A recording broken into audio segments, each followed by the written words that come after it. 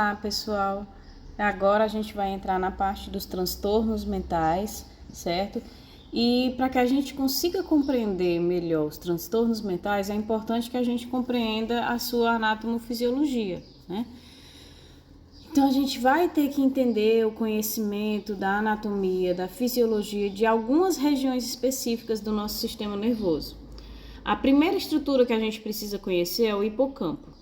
Ele está relacionado ao armazenamento de memórias, né, das lembranças, e fica localizado medialmente no encéfalo junto ao córtex temporal. Então aí vocês estão vendo o corte, né, de um hemisfério, e essa partezinha rosa é o hipocampo. Então ele fica mesmo na região medial. E aí quando você pega completo, né, que é esse que está em cinza, essa partezinha azul que está em destaque aí nas imagens.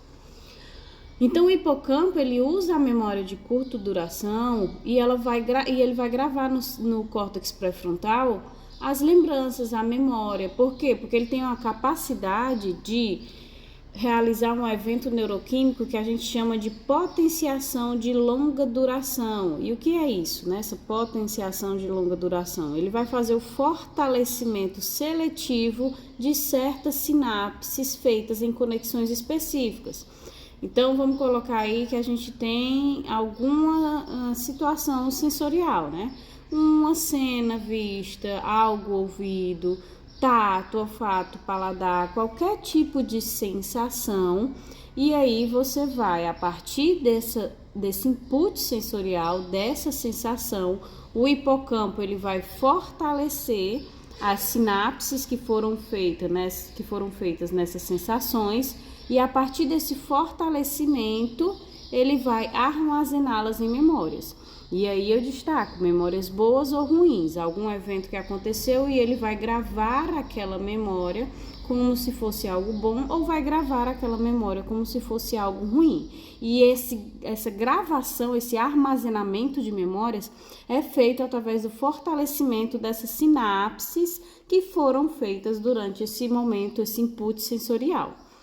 E aí, a partir do momento que ele é quem grava, quem armazena essas memórias, ele vai influenciar a tomada de decisões, né? Porque a gente toma nossas decisões com base no nosso know-how, no conhecimento que a gente tem, nas nossas memórias de vida. Ah, eu não vou fazer tal coisa porque um dia eu fiz isso e não posso. Ah, eu não vou fazer tal coisa porque um dia me falaram. Então, todas essas sensações que a gente vivencia, o hipocampo ele fortalece as sinapses feitas nela e vai armazenar em memórias. E as nossas memórias irão influenciar as nossas atitudes, as nossas ações e, portanto, a tomada de decisões. Segunda estrutura que a gente precisa compreender é a amígdala. A amígdala ela fica ali coladinha com o hipocampo e é o gatilho das emoções, determinando o que tem resposta emocional ou não. É a principal, né, estrutura anatômica que é afetada no transtorno de ansiedade, certo? Ele traz o instinto da personalidade da pessoa, né? Então, é ela que, por exemplo, eu tô numa situação em que eu tô vendo duas pessoas se beijando. Se são duas pessoas desconhecidas, eu não vou ter nenhuma alteração funcional, vou continuar minha vida de forma normal. Mas se uma das pessoas for meu cônjuge, né? Aí a amígdala ela vai buscar as memórias lá no hipocampo e aí essas memórias vão mostrar que essa pessoa está associada a mim e a partir do momento que eu tenho uma conexão desencadeia as emoções para aquela situação. Então vai ser raiva, tristeza, agressividade. E aí, além dele ter esse despertar das emoções, ele também demonstra a personalidade de cada indivíduo. Que vai ter gente que vai ver e vai ir para cima, vai ter gente que vai só sair e chorar, vai ter gente que vai tentar ignorar. Então, cada personalidade vai ter o despertar das suas emoções de forma distinta graças à ação da amígdala, que é esse pontinho verde que, como eu disse, fica colado no hipocampo, né? Ele tá aí bem juntinho ao hipocampo, da mesma forma aí, tá em destaque nessa figura azul, essa bolinha vermelha, e é relacionado a essas emoções. Então, ela vai receber as informações das áreas corticais sensoriais, né, aquilo que está tendo os sentidos, das áreas parietais multissensoriais, que já tem aí o processamento de informação terciário, das áreas pré-frontais cinguladas e repassa essas informações para o tronco encefálico, o hipotálamo, influenciando o funcionamento do sistema nervoso autônomo e também do sistema endócrino. Também é a amígdala que está relacionada às nossas respostas de luta, de fuga, né? Então, vai despertar a emoção do medo e a pessoa vai ficar estática, imobilizada, dependendo da personalidade dela, ou ela vai ter aquela resposta, por exemplo, no assalto, né? Tá tendo um assalto, a pessoa reage. Não é a resposta ideal, não é. Mas foi o que ela reagiu, foi o modo como a amígdala mandou essa informação para ela e ela reagiu ao assalto, que não deveria ter feito, mas reagiu. Então, cada pessoa vai ter um modo de reação baseado nas suas emoções que são despertadas pela amígdala. A terceira estrutura é o córtex pré-frontal, que ele pode ser dividido aí em 3 grandes divisões, que é o que a gente está vendo do lado direito, certo? Então, ele pode ser dividido no córtex orbital, que é esse na parte da frente, né? O lateral, que fica mais deslocado para o lado de fora do indivíduo, né? E o medial, que fica deslocado mais para o lado central, certo? Especificamente, essas divisões elas podem ainda ser subdivididas em o córtex pré-frontal dorso-medial, certo? Que é esse aí em azul, PFC, né? Córtex pré-frontal dorso-medial. Ele também pode ser dividido em córtex pré-frontal dorso-lateral, certo? Que vai ser o roxinho, que já tá mais para o lado de fora, não está posicionado para o meio. Vai ser dividido em córtex pré-frontal ventrolateral, que vai ser o que está mais externo aí, o vermelho.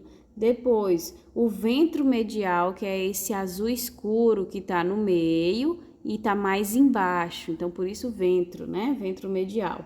E temos o córtex órbito-frontal, que é esse verdinho, e também faz parte aí o cingulado anterior, que é essa partezinha amarela, mas a gente não vai entrar nela, certo?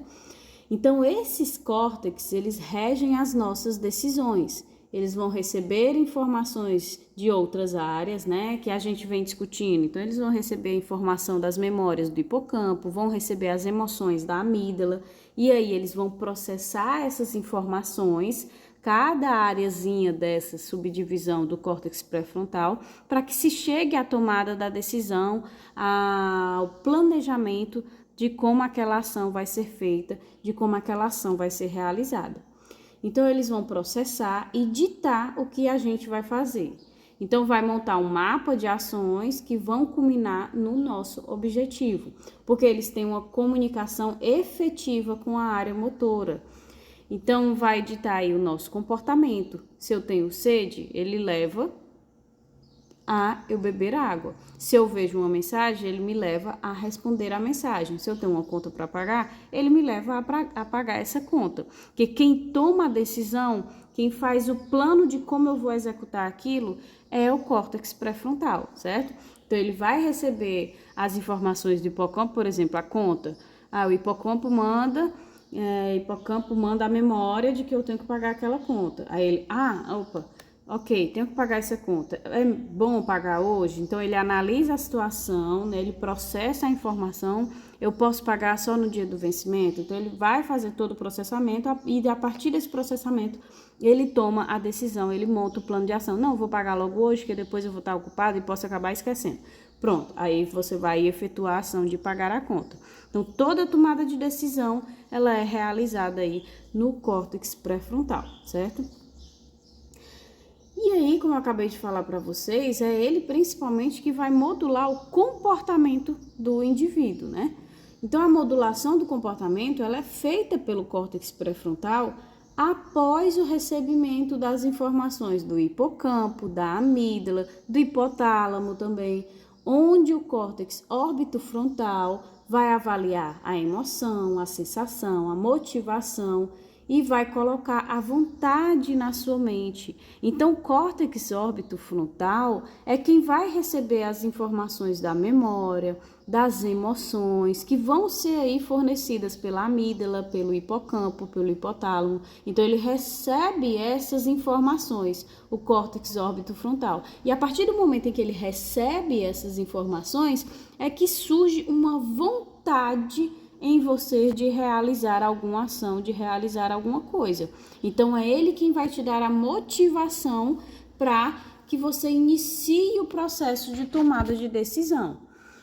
Ele, o córtex órbito-frontal, é o principal alterado no transtorno depressivo, né? Por isso que a pessoa muitas vezes não tem motivação, não tem vontade de fazer nada. Não há motivação nela para tomar banho, não há motivação para se alimentar, não há motivação para sair de casa. Então, por isso que ela tem o problema da motivação, porque o principal afetado é o córtex órbito-frontal. Quando a gente vai avaliar ali, né, numa ressonância, uma pessoa que não tem, a pessoa que tem depressão, a gente já observa a redução completa da atividade do córtex órbito-frontal. Segundo, a gente tem aí o córtex pré-frontal ventromedial, aquele que era o azul escuro, né, que está na região medial, mas é mais para baixo. Esse córtex pré-frontal ventromedial é quem vai avaliar as consequências do que se pretende fazer. E aí a avaliação dessas consequências também está relacionado ao know-how, às memórias que nós temos. Então essas memórias vão influenciar essa avaliação, né? Então se eu quero fazer uma prova, mas só tenho tempo para estudar uma semana antes. Será que eu pago a inscrição ou não pago a inscrição, se eu só tenho uma semana antes para estudar? Aí você vem e pega as suas memórias lá do hipocampo. Da última vez que eu fiz isso, não deu certo, porque uma semana antes foi pouco tempo. Então, eu só vou gastar dinheiro à toa. Então, ele vai ficar lá dizendo, isso é bom ou isso não é bom? Eu vou fazer ou não vou fazer? Vai valer a pena ou não vai valer? Então, o córtex pré-frontal ventromedial, ele vai avaliar as consequências daquela ação. Se eu fizer, vai ser bom ou não vai ser bom? Então, ele fica colocando um peso, como se fosse uma balança, né? Para saber se você vai realizar ou não. Qual vai ser a ação que você vai realizar, né? Porque tudo é uma ação. Você decidir fazer o que está na sua vontade ou você decidir não fazer também é uma ação. Então, ele vai pesar essa consequência. E, por fim, a gente tem o córtex pré-frontal dorsolateral, que é aquele que está na parte de cima, deslocado para a lateral, né, para a parte de fora do indivíduo, e é quem toma a decisão e elabora o plano de ação para que o objetivo, a vontade seja alcançado. Então, quem decide de fato, vamos fazer tal coisa, não vamos fazer tal coisa, quem decide isso é o pré-frontal dorsolateral, certo? Então, vamos lá. Então, ocorre o repasse da decisão para a área motora. A partir do momento em que o pré-frontal dorsolateral toma a decisão, ele manda a informação para a área motora do cérebro, culminando no comportamento do indivíduo. Então, eu quero também que vocês compreendam que essa modulação do comportamento, a gente está seguindo aí uma sequência, mas eles, como mostram esse gráfico, né, essa figura das setinhas, eles estão em troca constante de informação, certo? Isso não é sequencial.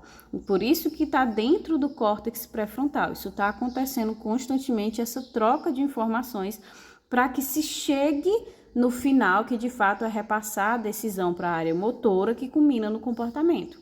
Mas aí a gente vai precisar que inicialmente tenha uma motivação. Essa motivação vai ser medida a consequência para a realização dessa vontade, dessa ação. O córtex pré-frontal vai ficar recebendo informações dessa motivação e das consequências da ação realizada a partir dessa motivação e vai tomar a decisão. Então, eles estão trocando informações constantemente para que se chegue a essa decisão. Então, por exemplo, deixa eu tentar fazer um exemplo, né? Você está numa festa e lendo o ambiente, o seu córtex órbito-frontal diz a motivação, a vontade. Vamos beber, né? Para você desinibir, você dançar, vamos. Então, ele plantou a motivação, a vontade na sua mente, porque ele recebeu informações da amígdala, do hipocampo, do hipotálamo, que vão colocar memórias de quando você bebeu uma vez e foi divertido. A amígdala vai despertar emoções da festa, né? E aí faz com que o órbito frontal seja ativado para aquela vontade, para aquela motivação. Aí vem o ventro medial e diz: é bom, mas da outra vez você vomitou, você também tá de carro, você vai ter que dirigir, então acho que não vale a pena, não dá certo. E o dorso lateral vai pegar todas essas informações, a motivação, as memórias boas, a memória da desinibição, vai pegar as consequências que o ventro medial está mostrando, e aí o dorso lateral ele vai tomar a decisão e elaborar o plano de ação. Bebe, pode beber, mas você vai comer e beber água junto. Ou ele poderia ter tomado a decisão só bebe, ou então poderia ter tomado a decisão não bebe. Então, a tomada de decisão vai ser realizada pelo córtex pré-frontal e vai ter uma série de influências nesse processo. Por exemplo, se o indivíduo agora ele tomou a decisão, córtex pré-frontal dorso lateral, para que o indivíduo beba dizendo que vai tomar água e comendo ao mesmo tempo, né? Então, isso fica ali na mente do indivíduo. Se ele não tivesse num dia muito bom, ou tivesse saído de casa para tentar espairecer alguma coisa do tipo, não tá num dia muito bom, e quando chega lá, talvez essa emoção, né, desse dia não muito bom, influenciasse dizer, não vou beber não adianta não, tô legal, não vou beber, e aí toma a decisão para não realizar a vontade, a motivação. Então, tudo vai depender lá do início das memórias, das emoções que são recebidas pelo córtex pré-frontal. Os neurônios dopaminérgicos, né, que a gente viu na aula das drogas, eles atuam sobre o dorso lateral, ajudando nessa tomada de decisão. Que quanto mais excitante for alguma coisa, maior a probabilidade de se tomar uma decisão favorável à realização dessa coisa, né? Então, eles vão atuar aí em cima do córtex pré-frontal dorso lateral, liberando a dopamina e contribuindo, né, influenciando para a decisão, para a tomada dessa decisão, certo? Então, no uso de drogas, né, que a gente viu, isso tem consequências graves, porque apesar das consequências, os indivíduos decidem por continuar usando, por quê? Porque eles estão tendo a sensação do bem-estar, a sensação do prazer que a gente viu, porque continua liberando dopamina. Então, mesmo o ventro medial dizendo lá, olha, esse aqui tá te fazendo mal, tá? Não tá legal, não vai usar, porque faz mal, você tá se tornando dependente, sua tolerância tá aumentando, tá danificando todo o teu organismo, não usa, não interessa. Por quê? Porque as quantidades de dopamina que estão sendo liberadas no dorso lateral são tão grandes associadas ao uso das drogas, que ele continua a querer usar para ter aquela sensação de bem-estar e de prazer associado, certo? Mas aí esse comportamento, né, para que essas estruturas do córtex pré-frontal e das outras estruturas da amígdala, do hipocampo, que vão influenciar essas decisões, para que elas aconteçam, isso vai acontecer através da sinalização de estruturas chamadas de neurotransmissores. Então, a gente viu anteriormente aí esse primeiro, que é a dopamina, que dá a sensação de prazer, mas nós temos inúmeros outros neurotransmissores que fazem o funcionamento do nosso sistema nervoso central.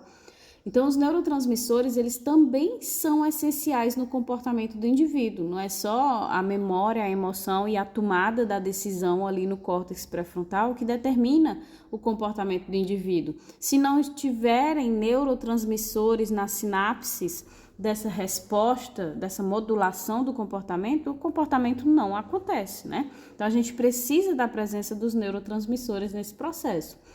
A dopamina, por exemplo, ela está relacionada com o afeto, com a motivação, com o prazer, com o movimento, que a gente viu na aula das drogas. A noradrenalina está envolvida com o humor, com a concentração, com o alerta, com a dor, com a fome. A serotonina está envolvida no humor, no medo, no sono, na dor. A acetilcolina está relacionada a dois aspectos principais: a cognição do indivíduo, né? Então é a linguagem, a memória e o movimento, ou seja, é um processamento de informação no nível superior da acetilcolina. A histamina está envolvida no estado de alerta e na fome. As endorfinas são peptídeos opioides, assim agem inibindo os neurônios gabaminérgicos, né? E estimulando os neurônios dopaminérgicos, controlando a dor também, que a gente viu, inclusive, que está associada às drogas na aula passada. Além de inibir os neurônios dopaminérgicos e estimular os neurônios gabaminérgicos e estimular os dopaminérgicos, os opioides, eles também têm essa relação no controle da dor, por isso que eles são utilizados no controle da dor, que é a morfina, que também tem a droga, a heroína, que contribuem nesse processo de controle da dor. Já o GABA, né, que é o ácido gama-aminobutírico, que é liberado pelos neurônios gabaminérgicos, ele está relacionado à inibição em geral. A gente viu na aula passada que ele vai atuar ali inibindo os neurônios dopaminérgicos, né, para acabar com a sensação de prazer e o indivíduo poder continuar seus processos fisiológicos. Mas ele atua inibindo todos os demais neurônios, né? Principalmente os neurônios excitatórios. Então, ele tem esse papel fisiológico de equilíbrio, de homeostase dessas respostas desses neurotransmissores. O glutamato, que a gente também viu, está relacionado aos circuitos do humor, das emoções, da memória, do afeto, da visão, todos voltados ao estímulo da excitação em geral. Então, quando a gente falava lá na aula passada que quando se estimula os neurônios glutaminérgicos a liberarem o glutamato, esse glutamato favorecia a liberação de mais dopamina, é porque ele tem esse papel excitatório. Então, o glutamato se ligava lá no neurônio dopaminérgico e aí estimulava a liberação de mais dopamina, certo? Esses dois últimos, né, que eu mencionei, que é o GABA e o glutamato, eles correspondem a mais de 96% dos neurotransmissores, certo? Principalmente o glutamato aí, ele é mais de 50% dos neurotransmissores. Por quê? Porque ele está principalmente conectado a quem, que a gente viu na aula passada? Aos nervos motores, né? Então, ele vai fazer essa resposta excitatória dos nervos motores, que é quem coordena toda a nossa movimentação, nossa sustentação e a nossa funcionalidade mesmo, né? Porque ele que vai sinalizar para a contração dos músculos respiratórios, do coração. Então, sem ele, de fato, a gente não conseguiria sobreviver, sem o estímulo a esses músculos que são essenciais para a nossa sobrevivência. E os demais são o ácido gama-aminobutírico, que é o GABA, que vai inibir, de forma geral, todos os neurônios, certo? E os outros 4% são todos esses neurotransmissores que estão apresentados aí. Então, vamos agora tentar compreender a patogenia geral dos transtornos mentais, né? Basicamente, onde é que se afeta para que a pessoa venha a desenvolver um transtorno mental. Então, basicamente, os transtornos mentais possuem uma base em comum. Quando se detalha cada caso é que surgem as diferenças, né? Então, previamente, acreditava-se que os transtornos mentais eram provenientes de mutações genéticas, que é o que se chama de modelo clássico, e depois que essas mutações causavam uma sintomatologia de transtorno, que é o modelo endofenotípico. Então, achava que antes um gene mutado, que é esse modelo clássico, causava o desenvolvimento de um transtorno mental. Depois viu-se que esse gene mutado dava origem à característica fenotípica e essa única característica fenotípica desenvolvia um transtorno mental. Mas aí, com a evolução dos estudos, viu-se que os transtornos mentais estão associados a alterações psiquiátricas, comportamentais, de personalidade, de temperamento e são desencadeadas por interações moleculares integradas, né? Ou seja, a relação entre proteínas e lipídios, proteínas e outras proteínas, enzimas e proteínas, Carboidratos, então, é uma integração de macromoléculas que vão aí gerar um padrão fenotípico.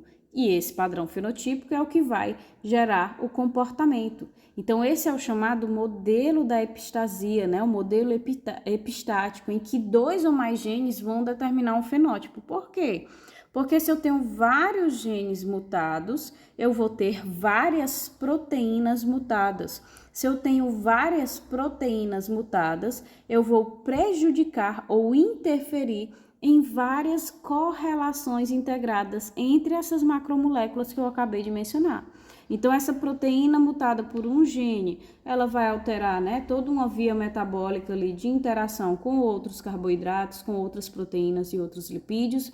Se eu tenho mais um gene mutado, essa proteína que vai ser produzida de forma mutada também vai alterar outros mecanismos metabólicos e assim sucessivamente. Então, o modelo epistático, né, da epistasia, ele observa esse acúmulo de mutações que vão alterar esse metabolismo, né, essas interações metabólicas, e a partir desse acúmulo de mutações que vão alterar inúmeras vias metabólicas, é que nós vamos ter o desenvolvimento de um padrão fenotípico que vai alterar o comportamento do indivíduo e aí sim poder desenvolver o transtorno mental, certo? Então, por exemplo, um gene mutado, ele produz uma anormalidade molecular sutil, né? Um polimorfismo de um único aminoácido. Então, a proteína ela só teve a mudança em um aminoácido, certo? Ou pode ter múltiplos, né? Polimorfismos de múltiplos aminoácidos, pode. Mas o mais comum que a gente observa é um single mesmo, né? Que é o de um único aminoácido mutado. E aí, essa proteína, ela permanece sendo funcional, mas ela não tem a mesma função da proteína não mutada. Vocês concordam comigo? Se eu tenho a mutação de um gene que vai traduzir uma proteína, essa proteína será mutada, será diferente, né? Então, essa proteína diferente, por mais que ela permaneça sendo funcional, ela vai ter uma alteração na sua atividade. E aí, essa proteína, que pode ser uma enzima, ela pode ter uma maior atividade ou uma menor atividade por conta dessa mutação desse polimorfismo. Então, normalmente, em um transtorno mental, várias anormalidades moleculares ocorrem, ou seja, se acumulam, né, várias mutações em vários genes, que é o que está aí. O modelo epistático, ele considera que há mutação em vários genes, nós temos vários genes mutados.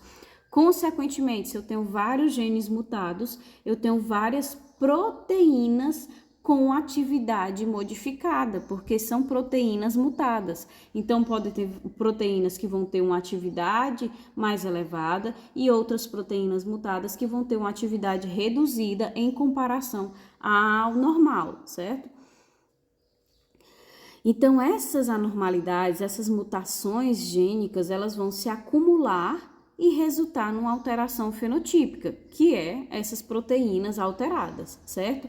Dentre essas anormalidades que podem ser acarretadas, né, por essas mutações gênicas, pode ser afetado o neurodesenvolvimento. Se eu afeto o neurodesenvolvimento do sistema nervoso, eu vou afetar o desenvolvimento do sistema nervoso, né? O neurodesenvolvimento é o desenvolvimento dos neurônios. Se eu afeto o desenvolvimento dos neurônios, eu vou afetar o desenvolvimento do sistema nervoso.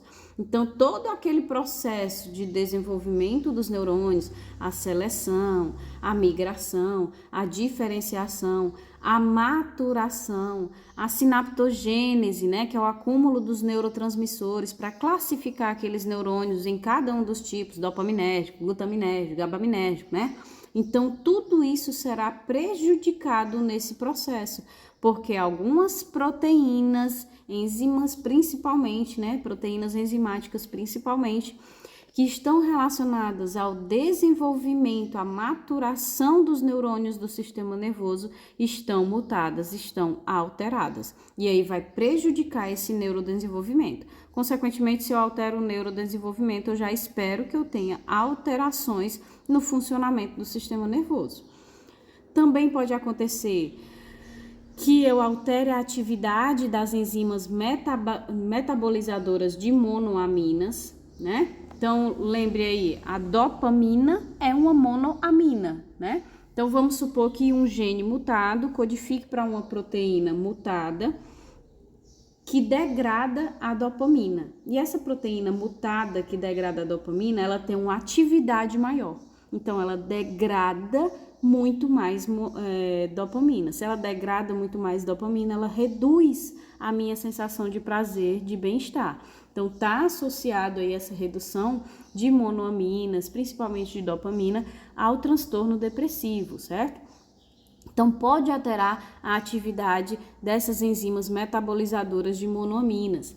Além disso, pode alterar a atividade de transportadores de serotonina. Então, se eu não consigo, ter aí o transporte eficaz dessa serotonina nas sinapses, eu tenho prejuízo da transmissão sinaptogênica dessa serotonina. Pode alterar as vias de sinalização, certo? Existem várias vias de sinalização que são responsáveis por todo o processo sinaptogênico. Se eu tenho alteração de alguma dessas vias, eu vou ter alteração das sinapses, do impulso nervoso, certo? Posso ter alterações nos mecanismos de plasticidade sináptica, então às vezes ele fica mais restrito, ele não consegue ter uma resposta tão ampla. Posso ter alteração da síntese e transporte interno de proteínas nos dendritos e nos axônios. Então, se eu altero as proteínas que estão ali dentro, relacionadas ao impulso nervoso, eu vou alterar a capacidade de realizar o impulso nervoso, ou seja, de transmitir informação, e aí prejudico esse funcionamento do sistema nervoso central, tá? E, portanto, são anormalidades sutis que vão alterar em algum grau a função neuronal, né? Vocês imaginem aí que eu tenho um gene mutado para o neurodesenvolvimento e eu tenho também um gene mutado para a atividade das enzimas metabolizadoras de monoaminas e eu tenho um gene mutado para os mecanismos de plasticidade sináptica. Por mais que o gene mutado esteja codificando para uma proteína ainda funcional, essa proteína está com atividade alterada e isso vai influenciar no funcionamento desse sistema nervoso, certo? Então, as mutações, elas podem, como vocês sabem, ser herdadas, né? Normalmente, as mutações que causam os transtornos mentais, elas são piores, porque elas foram geradas no desenvolvimento, né? Ou seja, desde lá do embrião, e vai afetar todos os tipos de neurônios, né? Se foi desde lá do momento do embrião e iniciou o processo da embriogênese, a gente vai ter que todos os neurônios vão ter esse problema, essa mutação, certo? Se a mutação for nos genes expressos nos neurônios dopaminérgicos, todos os neurônios dopaminérgicos terão problema, só para vocês terem uma noção, né? Então, se eu tenho o gene mutado no neurônio dopaminérgico, todos vão ter esse problema, porque foi concebido aí, foi herdado, né? É hereditário. Então, tá desde o momento da embriogênese com essa mutação se perpetuando nos neurônios dopaminérgicos. Então, se eu tenho uma mutação que faz com que o neurônio dopaminérgico produza bem menos dopamina, eu vou ter menos dopamina sendo produzida, consequentemente sendo liberada, diminuindo a sensação de prazer e bem-estar normais para o desenvolvimento do comportamento do indivíduo. Mas essas mutações, além de serem herdadas, né, elas também podem ser somáticas, né? Então, aconteceram aí ao longo da vida a exposição a algum componente mutagênico, e aí vai ser menos impactante porque ele não vai ter afetado a totalidade dos neurônios de um mesmo tipo, né? Então, ele vai, onde houve o impacto pelo efeito mutagênico é que vai ter essa mutação acontecendo, certo? Então, vai ser menos impactante do que as condições em que é herdado. Então, fica evidente que um gene alterado apenas, ele não vai ser capaz, por exemplo, de gerar uma esquizofrenia, a alteração de um único gene, ou um transtorno de ansiedade, ou um transtorno depressivo. É necessário que a gente tenha várias alterações sutis acontecendo.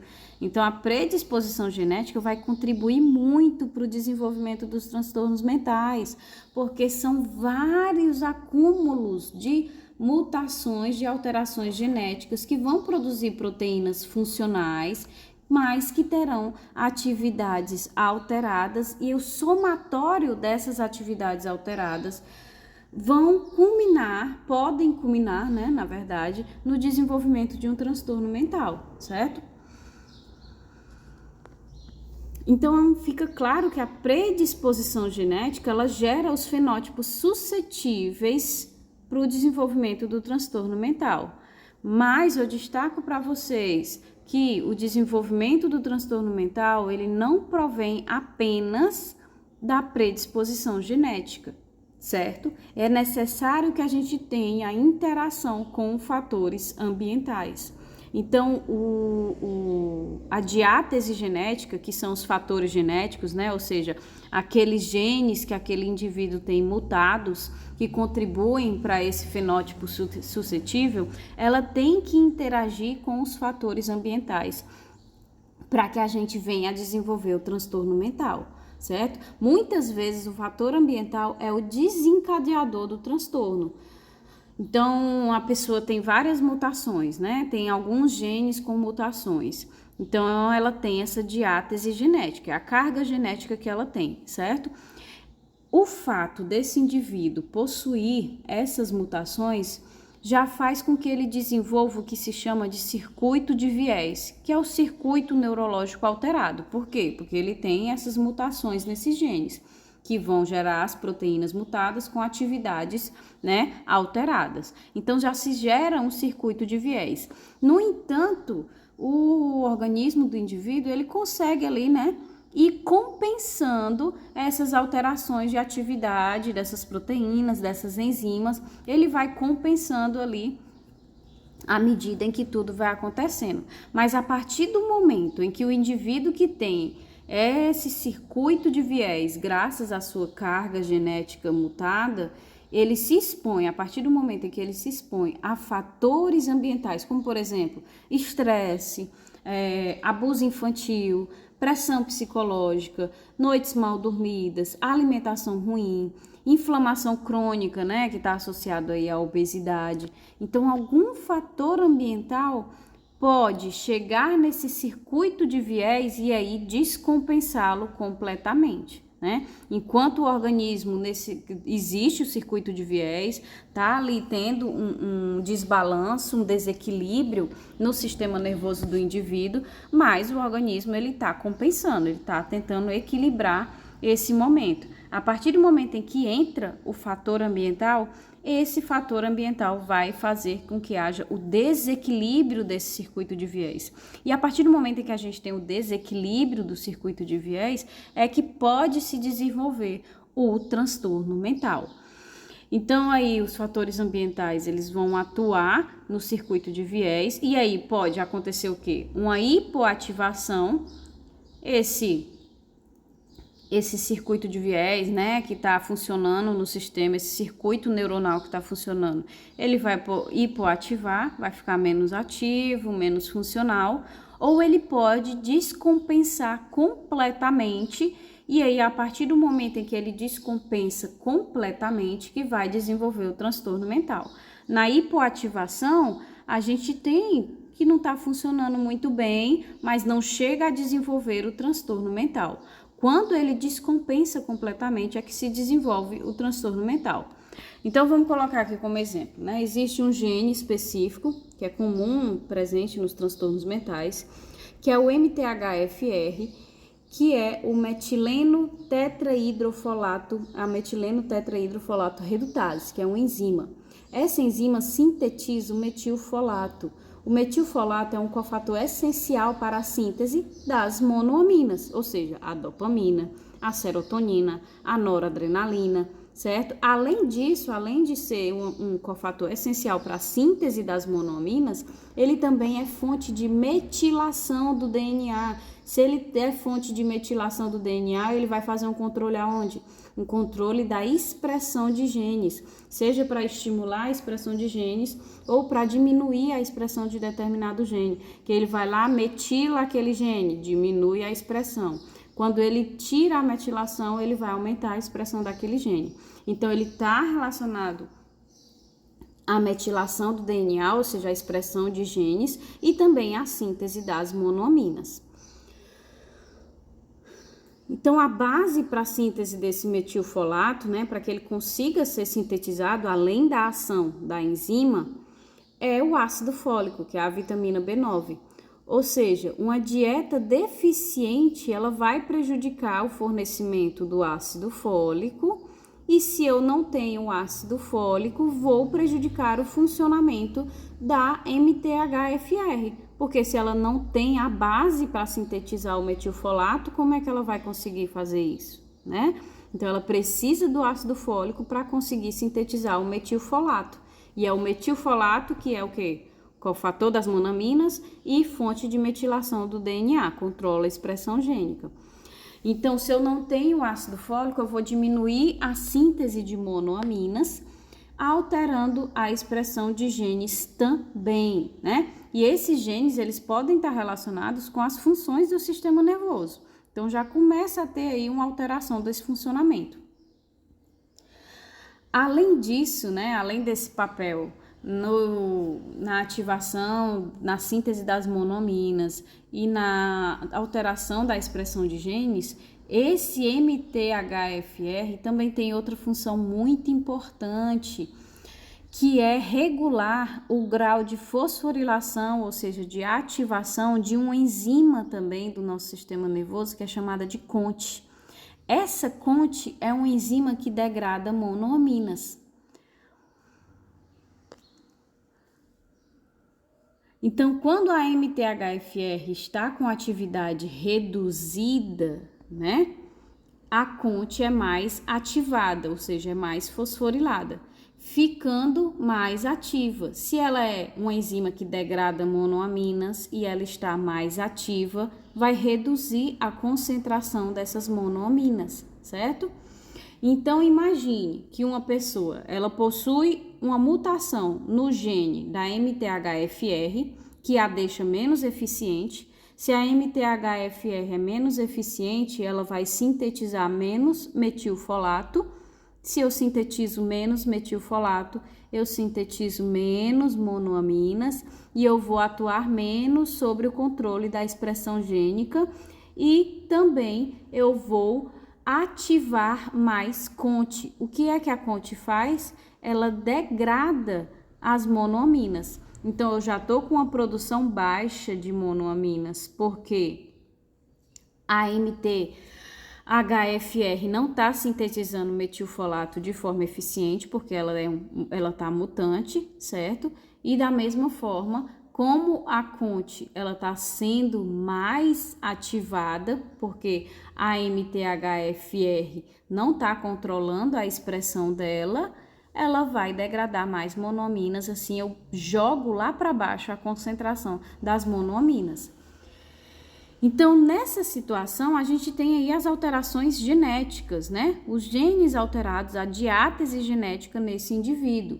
Mas o organismo, ele sempre tenta equilibrar, por mais que a gente tenha uma alteração na MTHFR, uma alteração na CONT, que deixa a CONT mais ativa, né? Que ela vai degradar mais monoaminas, por mais que eu tenha essas duas mutações, o organismo, ele tenta equilibrar, ele tenta manter ali na balança o funcionamento desse sistema nervoso. Mas aí vocês imaginem que com essas duas mutações, com essa diátese genética do MTHFR e do CONT, o indivíduo vai lá e tem uma dieta deficiente em B9, né? Ou seja, tem uma dieta deficiente em ácido fólico.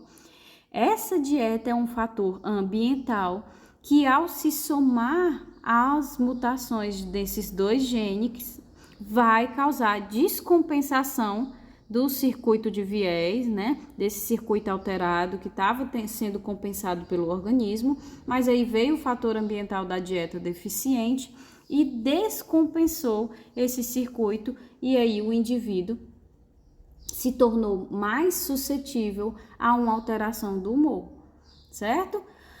Então fica claro que os transtornos mentais, eles dependem de interações genéticas e ambientais, é o que eu quero deixar claro para vocês. Só o fato da pessoa ter as alterações genéticas não é determinante para que ela venha desenvolver o transtorno mental. A gente precisa que fatores ambientais também interajam conjuntamente e cheguem a descompensar esse circuito alterado para que o transtorno ele venha a se desenvolver. Na depressão, né, cerca de 30 a 40% é determinado pelos fatores genéticos e 60 a 70% da depressão é determinada pelos fatores ambientais, ou seja, um trabalho, abuso que aconteceu na infância, ou abuso sexual, preconceito. Então, são fatores ambientais que vão englobar aí cerca de 60 a 70% das causas do transtorno depressivo, para vocês terem noção da importância. Então, o conjunto de genes que estão incluídos na predisposição genética aos transtornos mentais é chamado, né, como eu já disse, de diátese genética, que não pode ser mudado, uma vez que é a característica gênica da pessoa. Isso, por si só, vai gerar esse circuito com viés, que é um circuito alterado, portanto, ele tem uma susceptibilidade, uma propensão ao desenvolvimento do transtorno. Mas o organismo está aí compensando, né? Quando a gente junta com os fatores ambientais, ocorrência de abuso, violência, maus tratos, pobreza na infância, né? Então a criança foi abusada sexualmente ou vivia muita violência dentro de casa, maus tratos, não era alimentada, a pobreza, passou por várias fases de desnutrição. Então, isso são problemas que podem acontecer, infecção ou danos ou drogas durante a gestação. A mãe pegou rubéola, a mãe teve uma gripe séria durante a gestação, ou a mãe usava drogas, ou a mãe bebia. Pode também afetar o desenvolvimento do transtorno mental na criança que vem a nascer. Eventos traumáticos, né? Acidentes, perdas, uso de drogas. E aqui eu destaco para vocês, como eu já mencionei na aula passada, a maconha, né? Que ela tem um componente canabinoide, que é o THC, que ele está diretamente associado ao desenvolvimento da esquizofrenia, certo? Mas também os demais, o cocaína, o lança-perfume, pode desencadear o desenvolvimento do transtorno mental. Então, esses fatores ambientais, eles alteram mais ainda o viés desse circuito, através das alterações chamadas de epigenética. Então, o circuito com viés, ele pode continuar a se compensar, como quando era somente com as alterações genéticas, né? Então, mesmo se somando os fatores ambientais, ele pode continuar tentando compensar essas alterações, ou ele pode descompensar totalmente quando junta os fatores genéticos com esses ambientais. Então, ao descompensar, o circuito ele pode ficar hipoativado, né, com uma pequena disfunção, e aí ele fica naquela susceptibilidade do próximo fator ambiental que aparecer, fazer com que seja o gatilho para desencadear a descompensação completa daquele circuito, ou ele pode descompensar logo totalmente, manifestando o transtorno mental. E aí eu destaco para vocês, nesse nesse estado de hipoativação, quando as pessoas ficam falando hoje em dia, né? Ai, tal coisa, alerta de gatilho, é porque isso é uma realidade. A pessoa pode ter as alterações genéticas e aí serem expostas a fatores ambientais que desequilibram esse circuito, descompensam esse circuito de viés, mas ele consegue ficar num estado aí hipoativado, ou seja, não desenvolveu o transtorno mental, tá descompensado, não tá funcionando de forma boa, o organismo não tá mais conseguindo compensar, mas ele não chegou a desenvolver o transtorno mental. Se essa pessoa que tem vários gatilhos vier a ter contato com outro gatilho, ela pode sim partir para o lado direito, né, da descompensação completa e o desenvolvimento do transtorno mental. Então, quando se coloca essa questão dos gatilhos, de fato destacar que determinada situação pode ser um gatilho, é porque isso pode, de fato, estimular a descompensação total do sistema da pessoa e ela vir a desenvolver um transtorno mental, certo? Então, essas doenças mentais, elas têm se tornado prevalentes porque os genótipos / fenótipos, né, não evoluíram para suportar os fatores ambientais. E isso está se agravando nas novas gerações.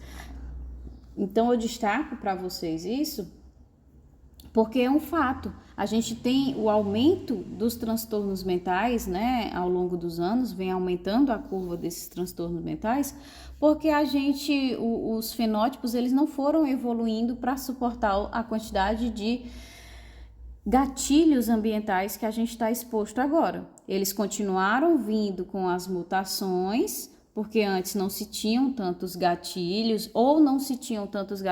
ou as pessoas eram muito mais preparadas, né? Que eu acredito que seja muito mais essa realidade.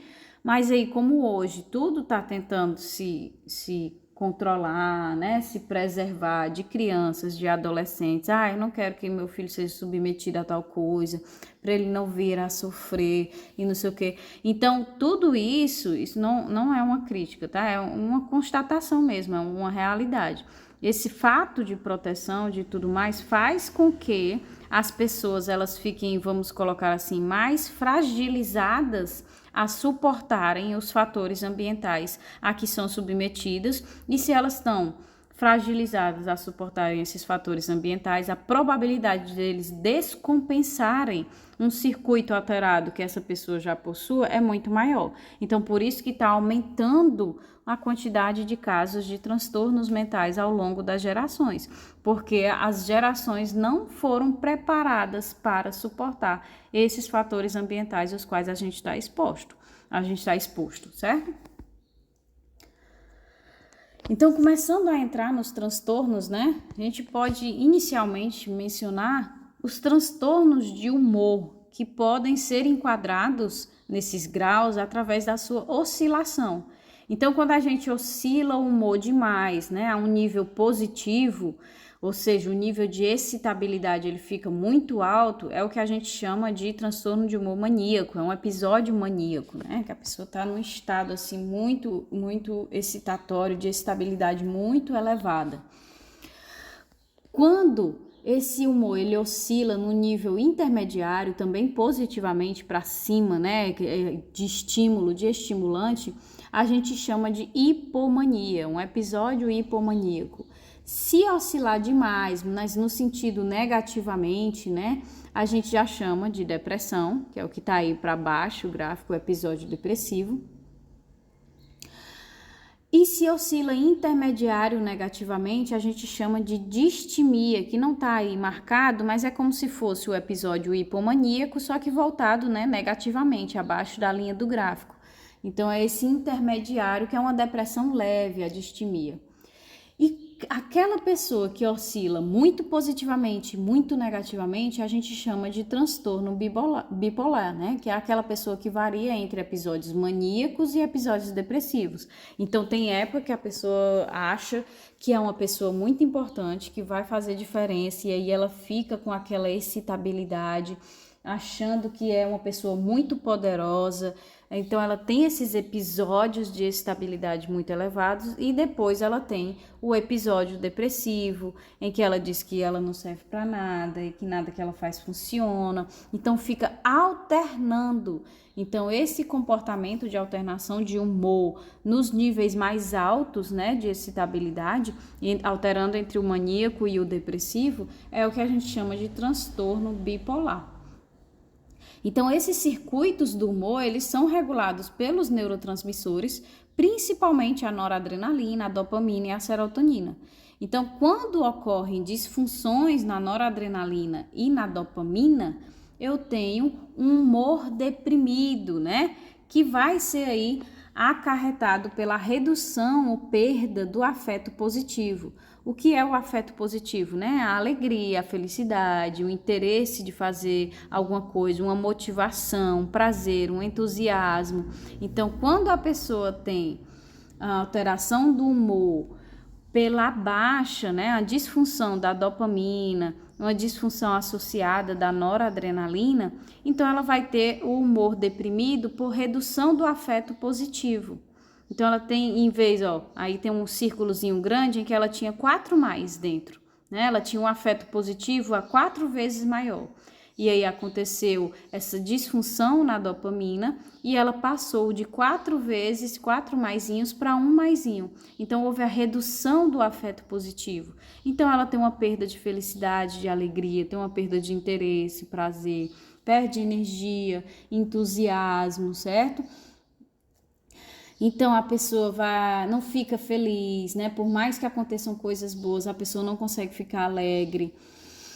Ela diminui a vigilância e a autoconfiança. Já quando a gente tem, né, que a gente parte para esse lado amarelo, uma disfunção da serotonina e também associada à disfunção da noradrenalina, mas principalmente da serotonina, a gente vai ter esse humor deprimido, essa alteração no humor, acarretada pelo aumento do afeto negativo.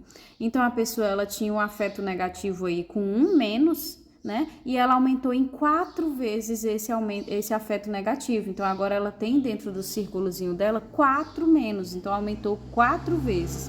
Então esse aumento do afeto negativo que causa esse humor deprimido é quando a gente aumenta aqueles sentimentos de culpa, de aversão, de medo, ansiedade, hostilidade, irritabilidade.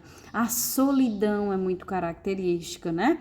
Então, a gente pode ter diferentes fontes causadoras do humor depressivo, da fonte depressiva da pessoa.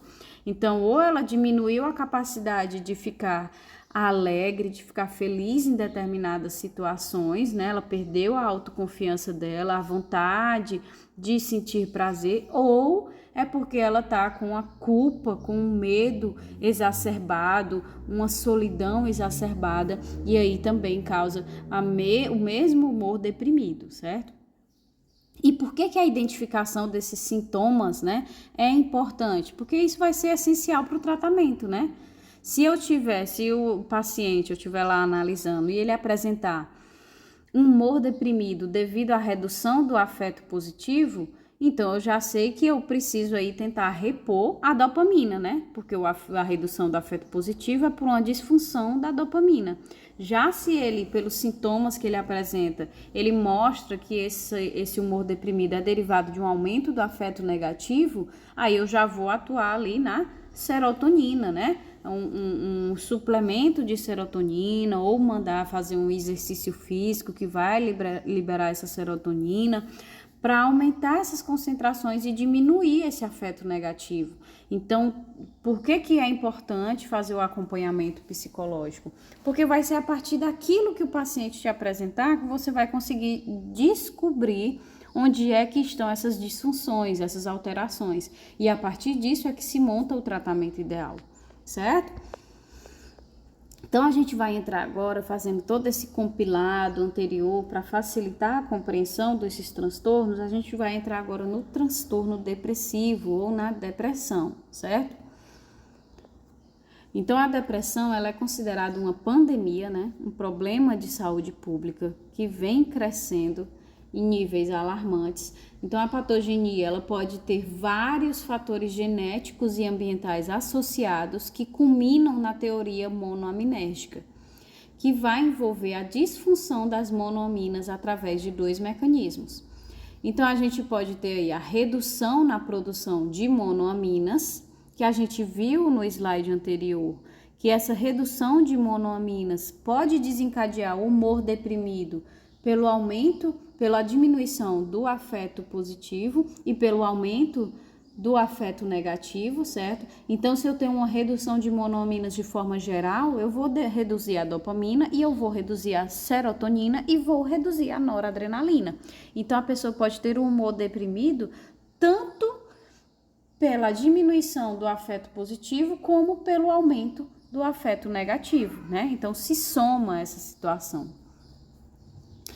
Então, tanto pode acontecer essa disfunção das monoaminas, da teoria monoaminética, pela redução da produção de monoaminas, ou a falha na ação dessas monoaminas. Então, elas não se ligam ao seu receptor, né?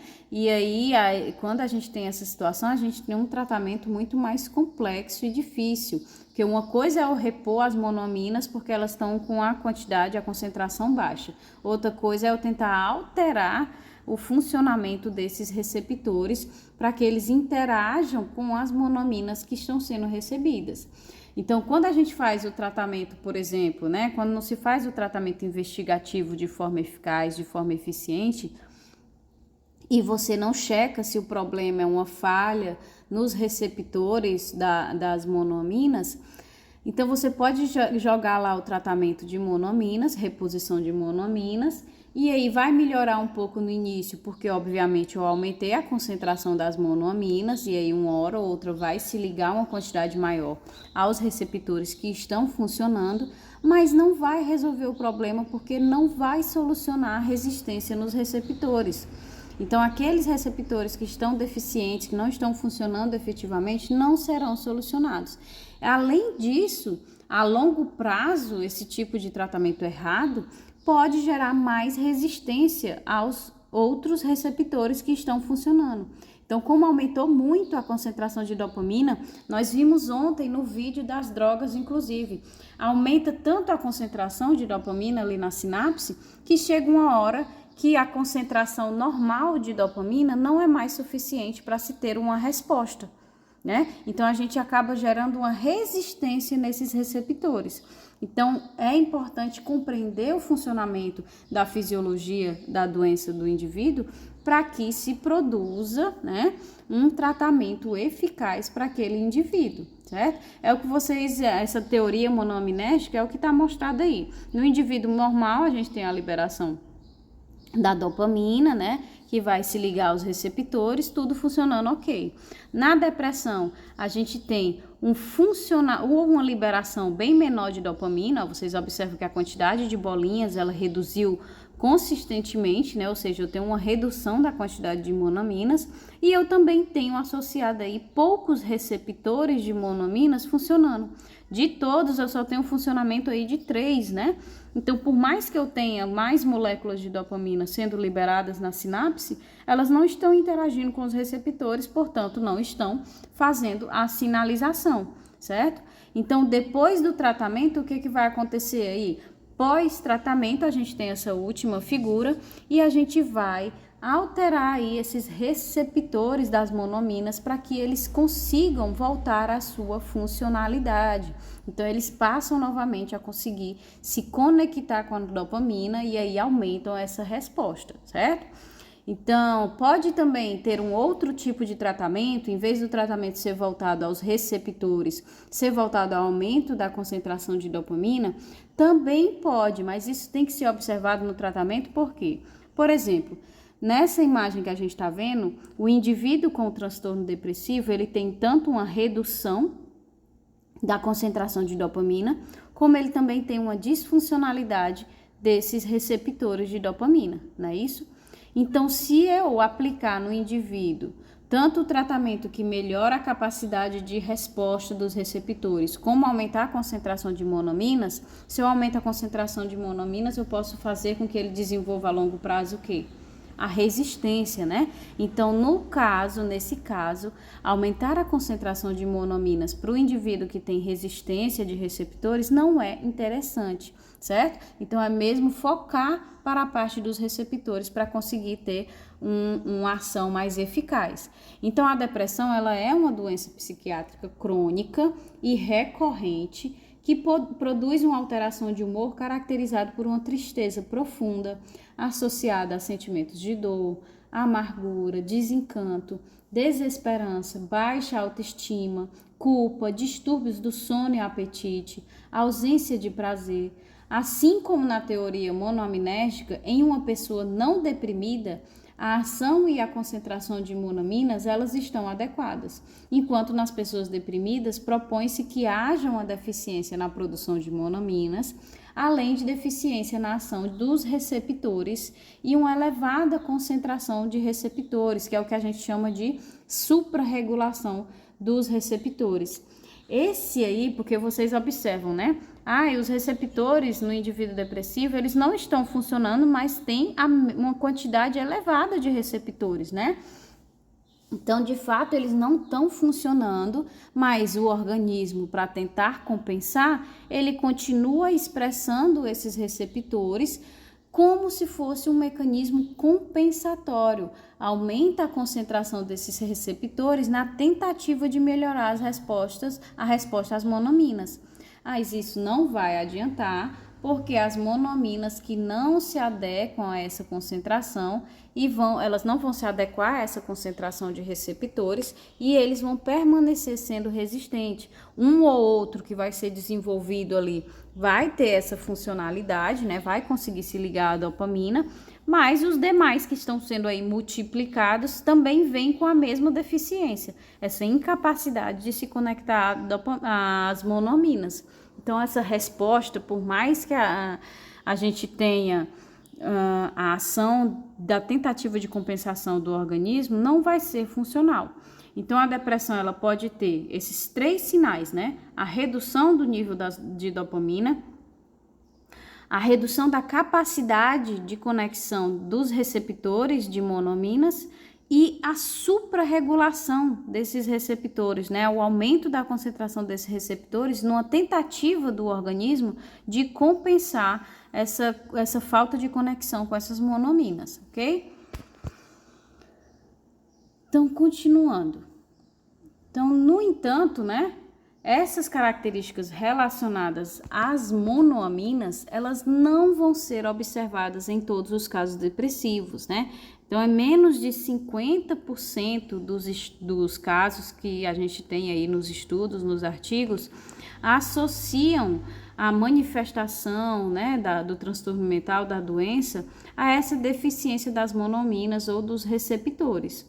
Tá? Então, passou-se a investigar como as monoaminas atuam no cérebro, né? Isso são os estudos prévios, antes de se descobrir onde é que essas monoaminas vão atuar para manifestar o transtorno. Então, passou-se a investigar como as monoaminas atuam no cérebro para identificar quais outros fatores estão associados à depressão. E aí descobriu-se que as monoaminas, elas regulam a ação das neurotrofinas, em especial uma neurotrofina chamada de BDNF, que é o fator neurotrófico derivado do cérebro. Portanto, quando uma serotonina chega no neurônio-alvo, ela se liga no seu receptor e ativa uma cascata de proteínas que estimulam a transcrição dos genes produtores de BNDF. Com a redução das monoaminas, se reduz a cascata de ativação da expressão do BNDF. Se eu reduzo a expressão do BNDF, eu reduzo, consequentemente, a capacidade neurotrófica do neurônio, que foi o que a gente viu lá, que é a parte do neurodesenvolvimento. Então, reduz a sinaptogênese, a neuroplasticidade, a sobrevida do neurônio, a neurogênese, a síntese de mais neurônios. Então, prejudica os circuitos cerebrais como um todo, sobretudo os circuitos do humor. Então, a baixa concentração de BDNF é o principal desencadeador dos sinais da depressão. Isso já foi identificado nos estudos pós-mortem, né? Depois de morto, quando faz lá a autópsia, se checa as concentrações de BNDF que estão muito abaixo do que é o considerado normal. Então, por essa concentração muito baixa do BNDF, é que o indivíduo ele tem esse prejuízo no desenvolvimento, no neurodesenvolvimento, né? E vai prejudicar os circuitos cerebrais dele. Dentre eles, a gente tem os circuitos do humor.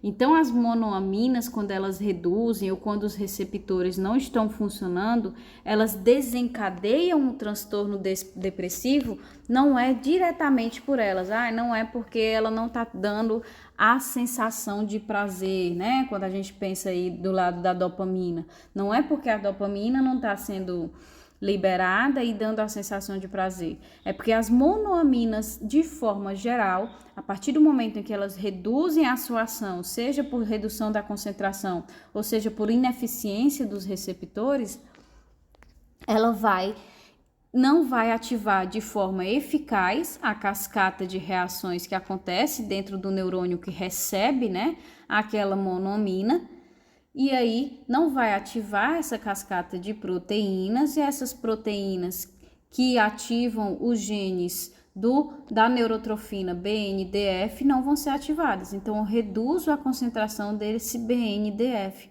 E esse BNDF, como outras neurotrofinas também, tá? Mas o principal é esse BNDF que tá com a setinha vermelha aí. Ele vai fazer com que a gente tenha um neurodesenvolvimento prejudicado. Então, esse neurodesenvolvimento prejudicado prejudica a capacidade de transmissão de impulso nervoso, de sinaptogênese, né? Dentro do sistema nervoso do indivíduo, e aí desencadeia o transtorno depressivo. Desse modo, os fatores genéticos e ambientais desencadeiam os baixos níveis de monoaminas, né? Então, a pessoa tem as alterações genéticas que a gente discutiu, e aí ela é exposta ao fator ambiental, o gatilho ambiental, que desencadeia o desequilíbrio, a descompensação dos circuitos do indivíduo, e ele passa a produzir baixos níveis de monoaminas. Então, essa queda nos níveis de monoaminas vão desencadear um prejuízo na síntese das neurotrofinas BDNF. Então, quando eu tenho um prejuízo na ação do BDNF, eu vou desencadear os sinais e os sintomas em si. Então, os sinais e os sintomas do transtorno depressivo são desencadeados pelo prejuízo às neurotrofinas, em especial a BDNF. Por quê? Porque quando eu tenho a baixa do BDNF, eu não tenho a baixa do neurodesenvolvimento, então eu tenho regiões do sistema nervoso que vão atrofiar partes dos neurônios, então vai reduzir pontos de sinapse, né? Então tem algumas regiões do nosso sistema nervoso que vão começar a atrofiar. Se eu tenho atrofia, eu perco pontos de conexão interneuronais, né? Então eu não vou ter, se um neurônio atrofiou, o neurônio que dava aí o impulso nervoso, repassava o impulso nervoso para ele, não vai ter mais para quem repassar, e consequentemente ele também não repassa para o da frente. E isso vai acontecendo em grande quantidade pela deficiência dessa neurotrofina, certo? Então, por isso que o tratamento ele é tão importante, né? Porque com o passar do tempo, mais agravada vai ficando a situação dos neurônios. Então, a pessoa que ela tem uma crise depressiva no ano, né? Mas ela tem a crise depressiva, depois ela sai, beleza. Aí, depois, se ela não faz o tratamento, se ela não tem um acompanhamento, ela começa a agravar essas crises. Então, de uma crise por ano, ela passa agora a ter 3 crises ou mais. E aí, quando aumenta, esse aumento dessas crises depressivas é quando a pessoa começa a ter as ideações suicidas. Aí a pessoa que antes só pensava que seria melhor se morresse, né? Se fosse, que é o que se chama de suicida passivo, ela passa a ser um suicida ativo. Ela passa de fato a atentar contra a vida. Por quê? Porque a sensação, aquela tristeza profunda, aquele sentimento de inutilidade, de culpa, de medo, ele é tão profundo e passa a ser tão frequente, demora tanto a passar, que a pessoa não aguenta mais passar por aquele tipo de situação. Então, ela passa de uma ideação suicida para ser um suicida ativo, certo? Então, o tratamento ele é muito importante nesse processo, porque ele vai parar essa atrofia, esses danos que são causados ao neurodesenvolvimento, né? Então, um dos principais fatores ambientais atuais capazes de desencadear esse processo é o cortisol, que é o hormônio que está associado ao estresse, né? Então, o indivíduo que estiver submetido a condições muito estressantes, ele pressiona o cérebro para a depressão. Se ele tiver a susceptibilidade genética, a probabilidade de descompensar o circuito de viés é muito maior e de desenvolver a depressão também vai ser muito maior. Então, é o que está aí, né, na figura. A gente tem o estresse O estresse vai atuar aí na CRH, que vai atuar lá na glândula adrenal, favorecendo a liberação do cortisol, né? Então, esse cortisol, ele vai atuar lá, reduzindo a concentração do BNDF, que vai diminuir a capacidade de neurodesenvolvimento do indivíduo e a gente começa a ter os sinais e os sintomas. Então, o estresse, ele é causado pelo cortisol, né? O estresse causado pelo cortisol, ele vai poder interferir na neuroplasticidade do nosso sistema nervoso, porque o cortisol, cronicamente, ele ativa uma inflamação de baixo grau, né? Então, a gente tem a resposta boa do cortisol, mas a longo prazo, quando ele fica sendo liberado após situações estressantes, cronicamente, ele tem a capacidade de desencadear uma inflamação de baixo grau, que é o que vocês estão vendo aí, né? A resposta do sistema imune. Então, é uma inflamação mais simples, né? Não é uma inflamação aguda, mas é uma inflamação que está ali constantemente no nosso sistema nervoso central. Então, a longo prazo, o que é que acontece? Ele vai sensibilizar uma estrutura chamada de NF-κB, que essa molécula ela vai alcançar o sistema nervoso central e causar uma reatividade da micróglia, né? Então, o cortisol vai lá, ativa esse NF-κB, que é esse NF-κB que vocês estão vendo em cima dessa célula azul, certo? Essa molécula NF-κB, ela vai causar uma reatividade da micróglia, ou seja, dos macrófagos do sistema nervoso, né, que são as micróglias. Então, esses macrófagos vão responder a essa molécula, né, secretando algumas citocinas e gerando esse processo de inflamação de baixo grau. Então, essa inflamação, né, que é responsável por alterar as funções nos circuitos cerebrais. E que alterações são essas? É a que está mostrando lá em cima, ó. Essa inflamação de baixo grau, ela vai atuar ali, ó, reduzindo a concentração das monoaminas e também a concentração das neurotrofinas, né? Em especial a concentração do BNDF. Então, o cortisol gerado pelo estresse, né? Ele é produzido a partir do estresse, ele vai desencadear uma inflamação de baixo grau. Essa inflamação de baixo grau, ela vai aí causar redução na concentração das monoaminas e das neurotrofinas, em especial do BNDF, tá? E a partir do momento em que reduz a concentração dessas moléculas, a gente vai ter o prejuízo no neurodesenvolvimento, vamos ter os sinais e sintomas do comportamento afetado do indivíduo com transtorno depressivo, juntamente com o desequilíbrio, né, das monoaminas e das neurotrofinas. Então, quais são os aspectos clínicos, né, do transtorno depressivo? Então, os sintomas cognitivos incluem o humor deprimido, a apatia, perda de interesse, né, que é o que a gente chama de sintomas nucleares. Eles têm que estar presentes numa pessoa para que o diagnóstico da depressão seja implantado. Então, a pessoa tem que ter humor deprimido, tem que ter apatia e tem que ter perda de interesse em realizar ações, certo? Além disso, pode estar presente alterações no peso e no apetite, né, que é justamente desencadeado pela falta de interesse. Então, a pessoa não tem vontade de comer, então ela acaba perdendo peso. Transtornos do sono, fadiga, agitação ou retardo, disfunção executiva, culpa e inutilidade, ideação suicida. Esses já são sintomas secundários, né? Que nós também temos que ter 4 ou mais desses sintomas para enquadrar no quadro clínico da depressão. Então, a gente tem que ter o humor deprimido, a apatia, a perda de interesse como sintomas de fato que tem que existir e outros desses sintomas secundários presentes para enquadrar. Então, alterações encefálicas vistas em ressonância mostram o córtex pré-frontal, né, principalmente aí o dorso lateral reduzido. E quem é que é o dorso lateral que a gente viu no início da aula, né? Vai ser aquele que toma as decisões, que faz o planejamento para que se efetuem ações. Então esse dorso lateral ele está infinitamente reduzido aí, que é essa figura da direita, tá? A gente tem uma parte vermelhinha bem maior no dorso lateral, enquanto no indivíduo deprimido ela tá bem menorzinha, né? Bem atrofiada.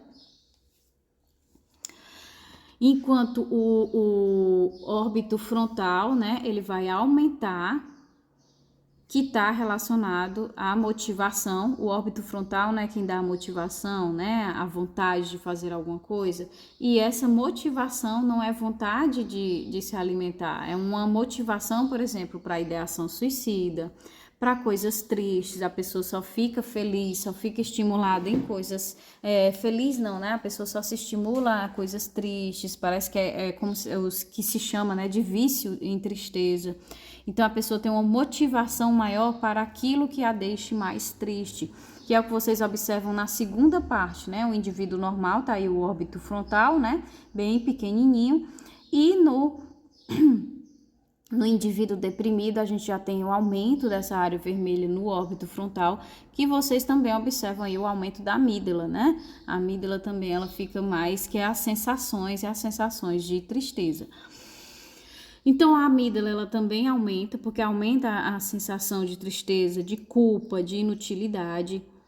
E também vai ter o hipocampo, que não está representado, mas também a gente tem alterações no hipocampo. Então, a característica de ressonância do indivíduo depressivo é essa, quando se compara com o indivíduo normal e o indivíduo no estado deprimido, tá? A gente tem uma redução daquilo do dorso lateral, que toma decisões, que planeja ações, enquanto a gente tem um aumento, né, da função da amígdala e do órbito frontal, que são a motivação para a tristeza, as emoções de culpa, emoções de tristeza, elas estão aumentadas.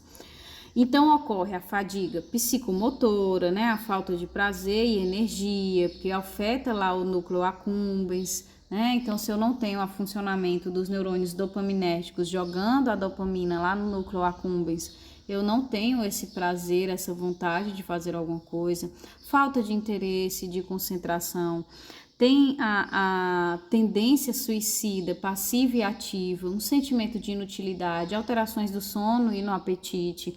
Aqui na segunda figura, né, que está do lado esquerdo, da ressonância, mostra para vocês um indivíduo que ele é deprimido, né? E aí, quando ele é submetido a uma situação de felicidade induzida, ele vai ter uma pouca resposta no córtex orbitofrontal e na amígdala, mas quando ele é submetido a uma situação de tristeza profunda, vocês veem que a pigmentação está muito mais vermelha, né? Então, a resposta é muito maior.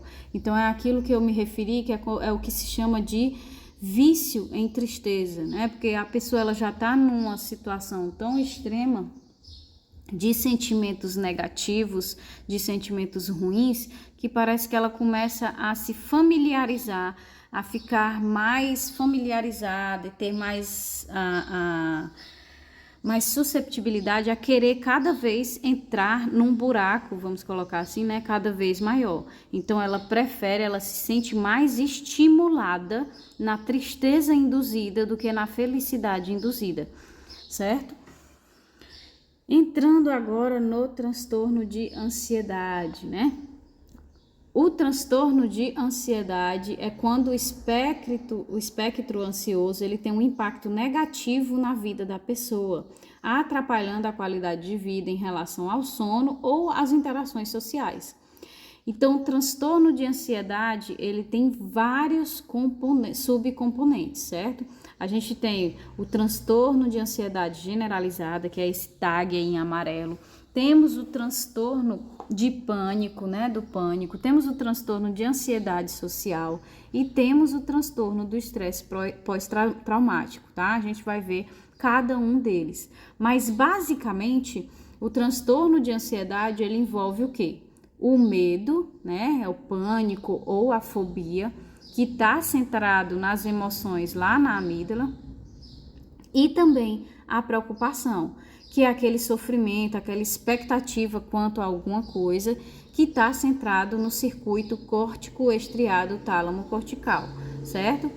Então, esse circuito do medo, o circuito da preocupação, eles estão disfuncionais e causam hiperexcitabilidade dos neurônios.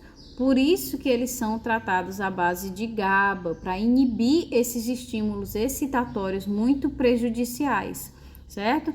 Então, como esses circuitos eles estão muito estimulados, eles estão no estado excitatório muito elevado e aí aumenta esse medo, esse pânico, da fobia, essa preocupação, ela passa a ficar tão insistente que prejudica a qualidade de vida do indivíduo, a pessoa não consegue dormir, não consegue realizar outras atividades, porque esses circuitos, o circuito do medo e da preocupação, eles estão no nível de muita excitabilidade.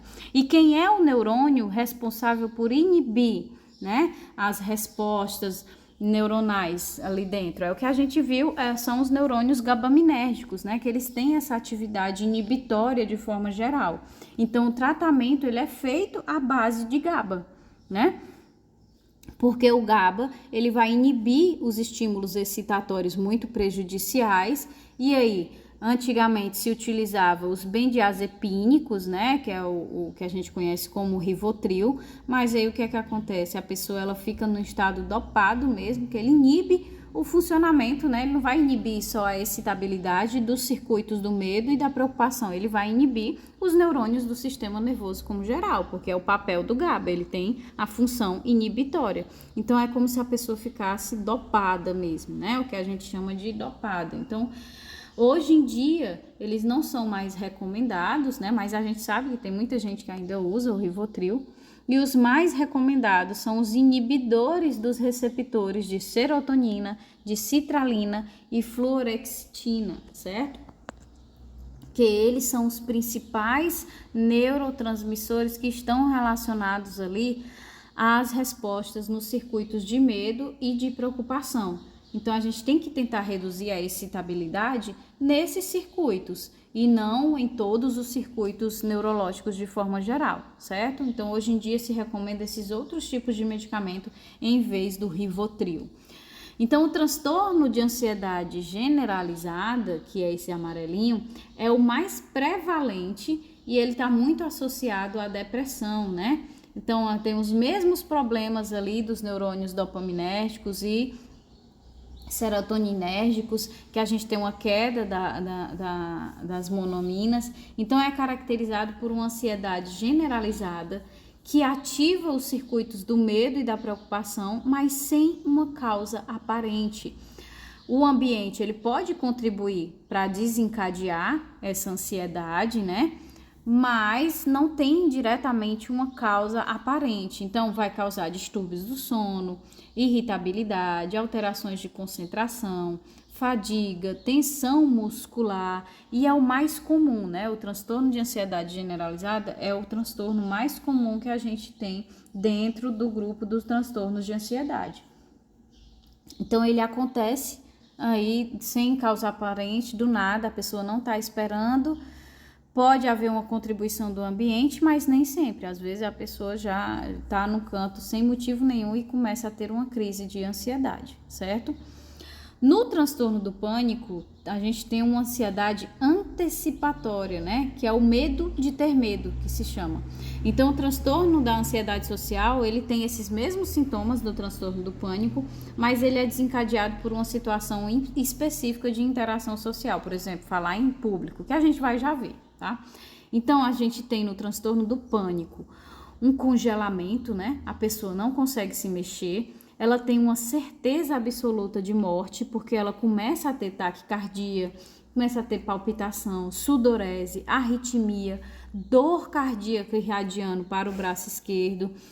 E aí a pessoa acredita mesmo que ela vai morrer. Esses ataques, eles são ataques de pânico inesperados, né? A pessoa tá aqui, do nada começa a ter o ataque de pânico. E eles são recorrentes, né? Por isso que caracteriza como transtorno. Ah, professora, eu já tive um ataque de pânico. Exatamente, muitas pessoas já tiveram um ataque de pânico uma vez, outra vez, assim, esporadicamente, né? Para que seja caracterizado como transtorno de pânico, a pessoa precisa ter esses ataques de pânico inesperados, de forma recorrente, certo?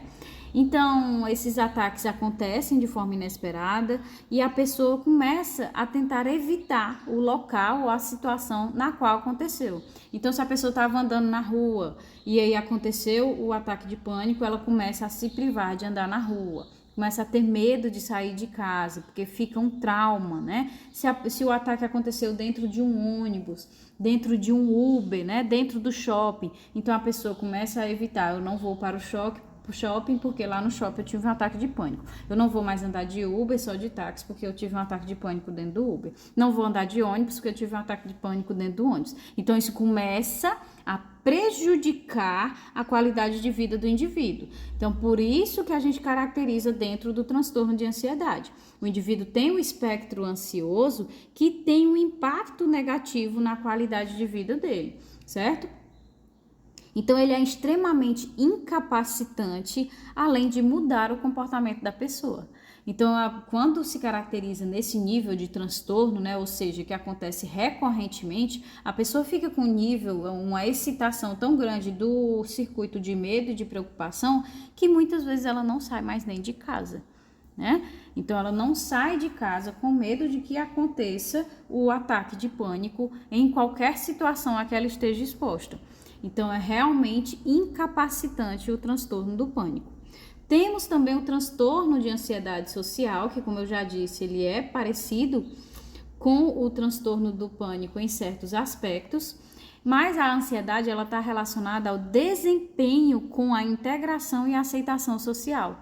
Então, é o medo e a preocupação com as limitações que a pessoa tem. Será que eu estou falando bem? Será que eu estou sabendo fazer isso?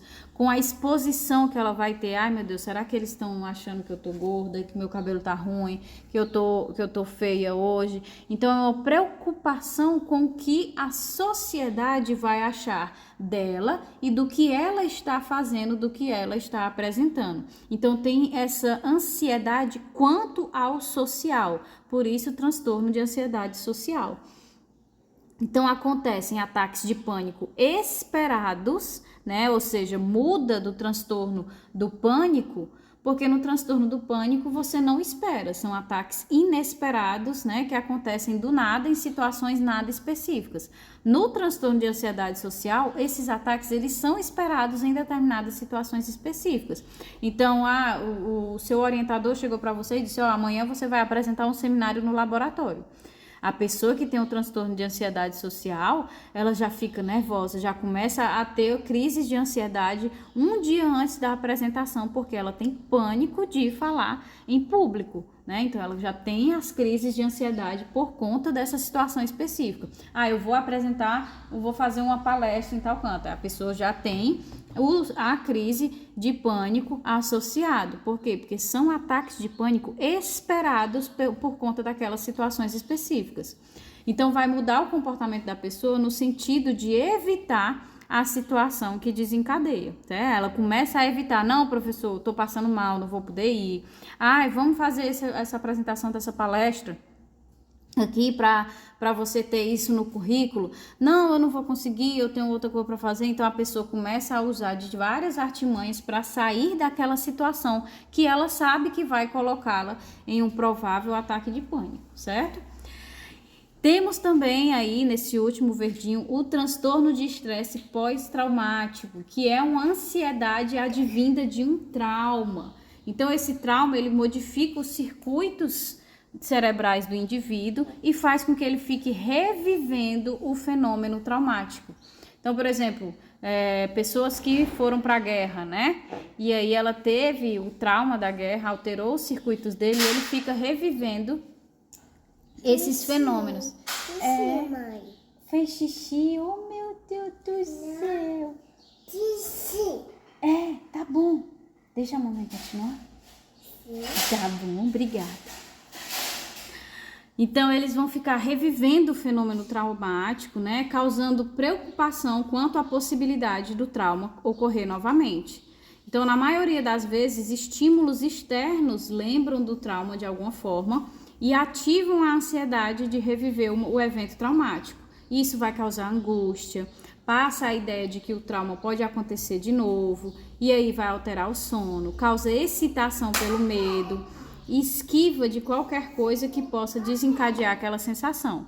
Então é muito comum, né, a pessoa que foi assaltada, aí do nada ela escuta um barulho, alguma coisa estourando, e ela já tem ali a crise de ansiedade, porque se recorda daquele momento. Então, um estímulo externo faz com que ela reviva o fenômeno traumático. O indivíduo que foi para a guerra tem um barulho, às vezes um filme, uma situação. Uma vez eu assisti o filme, né, que o cara tá lá, acabou de vir da guerra e vê a mãe abraçando a filha no chão, e aí vem a memória dele do evento traumático em que uma bomba explodiu e na hora ele viu a mãe indo em cima da filha fazendo exatamente o mesmo movimento, e aí ele revive aquele momento traumático, né, através desse estímulo externo.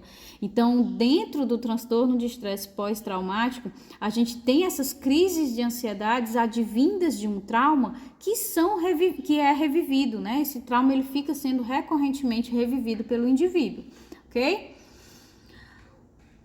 Por fim, nós vamos entrar agora aqui é só uma comparação, né, do transtorno da ansiedade versus a depressão que eu coloquei aqui.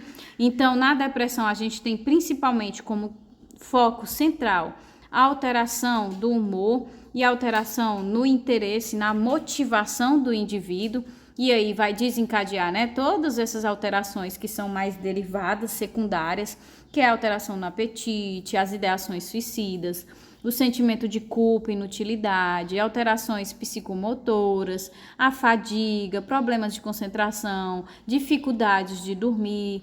Então, isso tudo está associado à depressão, mas o centro é a alteração do humor e a alteração na vontade, né? Vontade de fazer qualquer coisa, de viver. Enquanto quando a gente parte para a ansiedade, o que a gente observa aí como central são alterações no quê? Nos circuitos do medo e da preocupação, né? Enquanto na depressão é a alteração do circuito do humor e da motivação, já na ansiedade a alteração é dos circuitos do medo e da depressão. Então a gente tem os sintomas derivados, que são também problemas de concentração, fadiga e distúrbios do sono, assim como na depressão, mas aí a gente vai ter a ativação exagerada de alguns circuitos, né? Ataques de pânico, esquiva fóbica, então o indivíduo começa a ter comportamentos, né, de se esquivar de algumas situações ou de alguns ambientes, de sair na rua, de andar nos locais que desencadeiam as crises de ansiedade, ou de se colocar em situações específicas que vão desencadear a crise de ansiedade, como no transtorno da ansiedade social. Tem tensão muscular, compulsões, irritabilidade, certo? Então, tem essa diferença, principalmente no foco central dos dois transtornos. Um vai voltar para o humor e para a falta de motivação, e o outro vai se voltar mais para o superestímulo dos circuitos do medo e da preocupação. Então, agora sim, né, entrando na esquizofrenia, que é o último transtorno que a gente vai ver, a esquizofrenia ela surge a partir de um conjunto de fatores de risco para o desenvolvimento real do transtorno, né? Então, como os demais transtornos, a esquizofrenia ela envolve uma série de estágios sequenciais que precisam ir evoluindo para chegar na manifestação de fato. Portanto, é uma doença multifatorial causada pelas alterações genéticas somadas aos fatores ambientais que se manifestam principalmente no final da adolescência, porque é no final da adolescência que a gente vai ter o que se chama de poda sináptica, né? Então, começam a ser aí limitados os neurônios e o impacto desses problemas que estavam sendo compensados começam a se manifestar, né, esses impactos, porque a gente não consegue mais ter a mesma quantidade de neurônios para compensar esse processo que a gente tinha anteriormente. Por isso que ele, na maioria das vezes, se manifesta na fase da adolescência, que é quando ocorre a poda sináptica, e aí a gente vai ter um aumento em questão de teor, de concentração dos neurônios problemáticos em comparação aos que foram podados. Então, ele passa a ter uma concentração maior de neurônios problemáticos, né? Então, a doença acaba se manifestando nessa época. Mas só lembrando, apesar disso ter acontecido, ela só vai se manifestar se tiver uma interação com os fatores ambientais, certo? Então, dentre os genes que podem estar alterados na esquizofrenia, a gente tem o CONT, que a gente já viu anteriormente, né, compreendendo os aspectos gerais do funcionamento dos transtornos mentais, que ele codifica a enzima catecol-ortometiltransferase, que é responsável por metabolizar as monoaminas, né, degradar aí a noradrenalina, a serotonina, a dopamina. Então, quando a CONT funciona normalmente, que é quando ele tem o aminoácido metionina, né? Então, tem aí a CONT normal, ele vai ter uma atividade enzimática normal. Se ele tem uma atividade enzimática normal, ele vai metabolizar essas monoaminas em níveis normais. Então, vai manter os níveis de dopamina no córtex pré-frontal, né? Os níveis normais da dopamina no córtex pré-frontal. E aí a gente vai ter no córtex pré-frontal o processamento das informações de forma normal, certo? Esse vermelhinho que eu destaquei para vocês é quando esse gene CONT ele está alterado. A principal mutação que é identificada nos casos de esquizofrenia é a mudança desse aminoácido metionina que existe no gene normal para um aminoácido valina que existe no gene mutado. Então a CONT mutada que tem esse aminoácido valina, ele vai ter aí uma atividade enzimática alterada. Portanto, o metabolismo das monoaminas, ele vai ficar alterado. Especificamente aqui, eu destaco para vocês o metabolismo da dopamina, né? Então, isso vai reduzir, se ele tá, essa alteração genética, né? Essa mutação fez com que ele aumentasse a sua atividade enzimática, ele vai degradar mais dopamina. Se ele degrada mais dopamina, eu reduzo os níveis de dopamina no indivíduo. Então, se eu reduzir os níveis de dopamina no indivíduo, eu vou ter aí um prejuízo no processamento da informação no córtex pré-frontal, porque está chegando menos dopamina no córtex pré-frontal, certo? Então, essa disfunção que ocorre no gene da CONT mutado, ele vai ser compensado, né, pelo indivíduo, ele vai liberar mais dopamina, aumenta a liberação da dopamina e expressa mais receptores de dopamina. Então, isso vai minimizar o impacto global dessa alteração genotípica no fenótipo. Portanto, o que é que eu quero destacar para vocês com isso? Que uma alteração genética sozinha não gera uma alteração cognitiva, porque o organismo ele vai conseguir compensar essa modificação. Então, é o que eu digo desde o início da aula de hoje, né? Que independente da gente ter a mutação, a modificação genética, a gente não vai ter a implementação do transtorno mental, porque não é apenas as modificações genéticas, ainda mais em um gene só, que serão responsáveis pelo transtorno mental, né? A gente precisa de um somatório de genes alterados, né, que é o modelo epistático, mais os fatores ambientais interferindo nesse processo. Outro gene que frequentemente está alterado na esquizofrenia, né, normalmente é o gene MTHFR, que nós também já vimos lá no início, que codifica a enzima metileno tetrahidrofolato redutase. Então, essa MTHFR normal, ela tem o papel de silenciar a expressão da CONT. Se ele silencia a CONT, interrompe o papel enzimático da CONT, que é o quê? Degradar a dopamina. Então, vai interromper a metabolização da dopamina. Assim, o córtex pré-frontal vai processar as informações normalmente. Por quê? Porque os níveis da dopamina estão normais, porque a CONT não está degradando exacerbadamente a dopamina, certo? Aí, quando a gente tem o gene mutado, né, que é o MTHFR, que se chama de GNT, nós vamos ter aí uma redução do silenciamento da CONT. Se eu reduzo o silenciamento da expressão da CONT, ou seja, eu vou aumentar a expressão da CONT. Se eu aumento a expressão da CONT, eu aumento a atividade enzimática dela. Se eu aumento a atividade enzimática dela, ela vai metabolizar mais dopamina. Metabolizando mais dopamina, ela vai reduzir os níveis de dopamina no organismo. E aí, se eu tenho uma redução de dopamina lá no córtex pré-frontal, eu vou ter a redução da concentração de dopamina, consequentemente do processamento das informações no córtex pré-frontal. Então, da mesma forma, essa mutação sozinha, ela vai ser compensada, né? Vai aumentar aí a concentração de dopamina, de receptores, para tentar compensar essa deficiência, mas juntamente com a mutação na conte anterior, vai ser uma predisposição, vai ser um fator genético, um fator de risco não determinante, obviamente, porque a gente ainda não teve a ação dos fatores ambientais, mas será um fator de risco para o desenvolvimento da esquizofrenia, certo? Então, quando ocorre o gene T, né, o gene mutante da MTHFR e o gene VAL da CONT também, que é o gene mutante, e a gente viu que em ambos a gente tem a redução dos níveis de dopamina, consequentemente a redução na capacidade de processamento da informação, se aumenta consideravelmente a metabolização da dopamina, prejudicando o processamento de informações no córtex pré-frontal, ficando mais difícil do organismo conseguir compensar. Se o organismo não está conseguindo compensar, a gente tem aí o surgimento do circuito de viés, né? Então surge esse circuito alterado, mas o organismo ele está tentando ali compensar.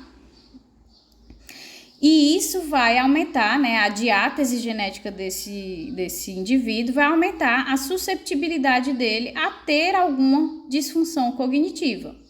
No entanto, o organismo ele está aí tentando compensar a alteração, mesmo sendo a alteração mutagênica em 2 genes, certo? Mas quando o indivíduo, né, ele é exposto aos fatores ambientais, aí esse circuito de viés, esse circuito alterado, ele descompensa de vez, né? E aí a susceptibilidade para o desenvolvimento do transtorno mental aumenta gradativamente à medida a qual o indivíduo é exposto aos fatores ambientais, porque ele vai aí fazer com que seja descompensado esse circuito que está sendo ou compensado, ou quando para de ser compensado, ele fica ali sendo hipoativado, esperando a qualquer momento o próximo gatilho que vai fazer com que ele descompense de vez, ou ele pode já ser descompensado, né? E aí fazer o desenvolvimento do transtorno mental da esquizofrenia. Então, os principais fatores ambientais que estão associados ao desenvolvimento da esquizofrenia, né?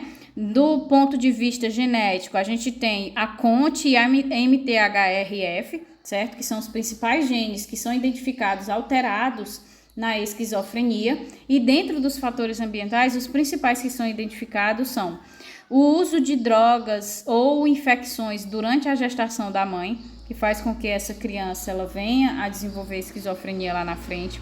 Abusos infantis, e aqui eu falo desde abuso sexual, como violência, como desestruturação familiar, não ter o alimento, não ter determinados cuidados. Então, isso também pode desencadear a esquizofrenia. O uso da maconha, e apenas uma vez a pessoa que utilizou, fumou maconha apenas uma vez, pode vir a desenvolver a esquizofrenia.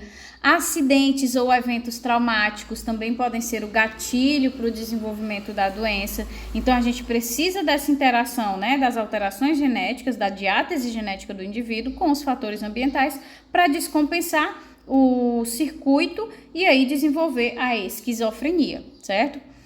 Quando os circuitos cerebrais eles começam a descompensar, né, pelo somatório da genética com a epigenética, ou seja, dos genes com os fatores ambientais, o indivíduo ele começa a ter sintomas.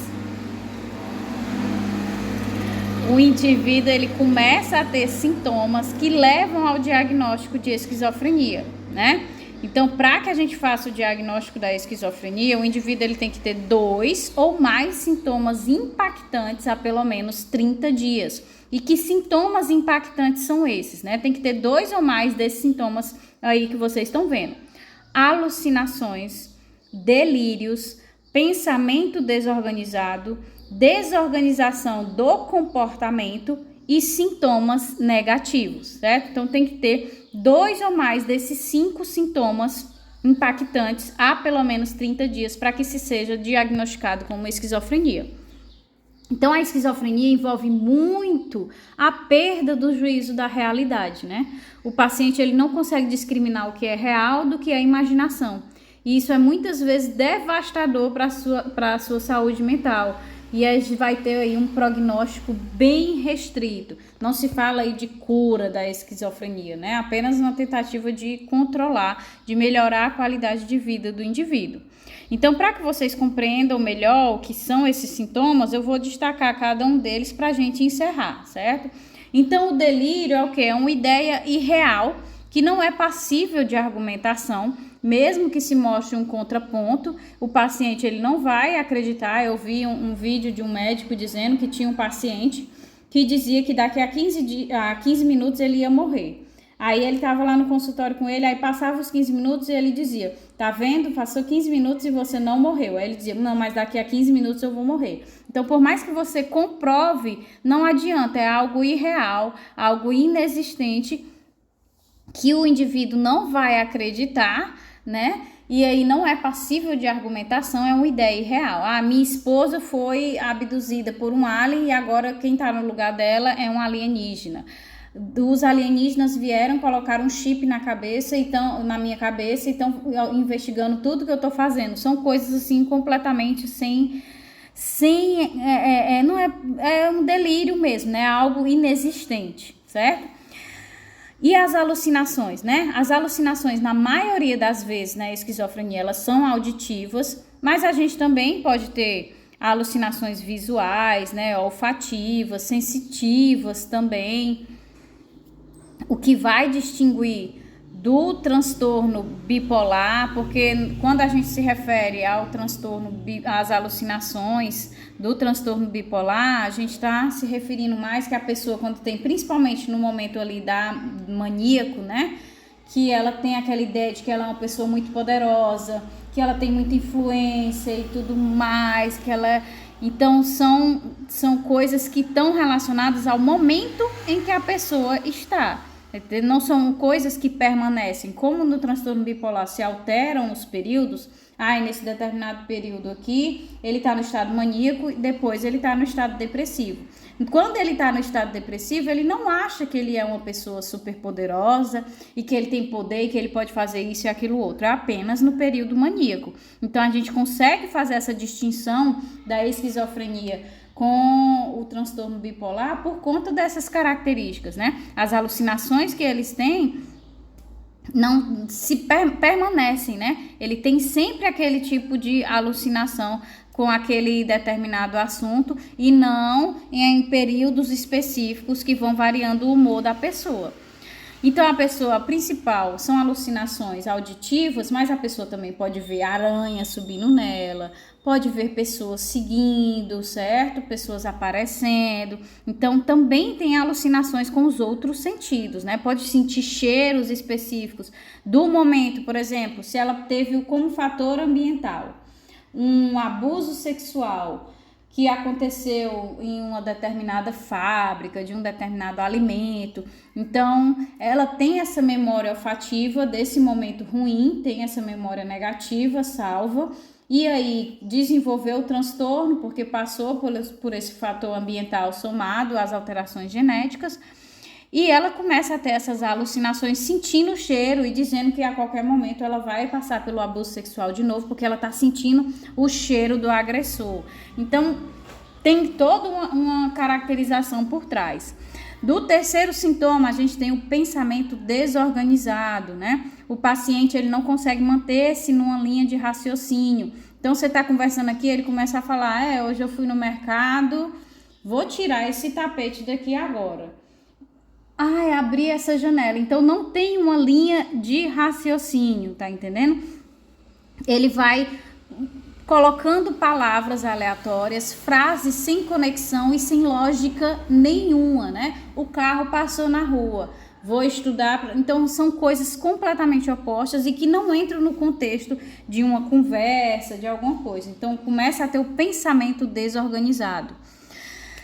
As alterações no comportamento, né, a desorganização do comportamento, elas estão visivelmente, são comportamentos que estão visivelmente desregulados, né? Então a pessoa, alterações no uso das roupas, então pega o boné e usa o boné no ombro, né? E aqui não são aquelas pessoas que usam a calça no meio da perna com a cueca à mostra, não é disso que eu tô falando, né? São alterações comportamentais que você olha e você vê que realmente tem alguma coisa errada, né?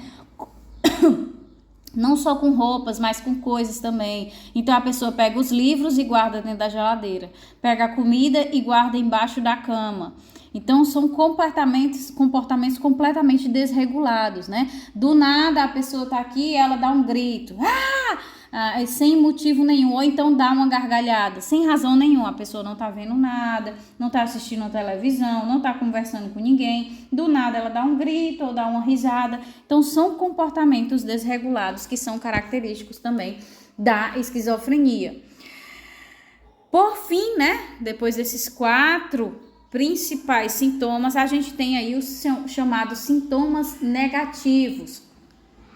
Esses sintomas negativos, eles são reconhecidos pela falta de emoção, a falta de afeto, exibem uma total neutralidade em qualquer situação. Então, a pessoa não demonstra nenhuma emoção, certo? Isso também é característico dos psicopatas, né? Que a gente não tem como a gente entrar aqui, que são muitos transtornos para a gente ficar debatendo, mas também é característico dos psicopatas, só que tem outras características associadas a esse transtorno, certo?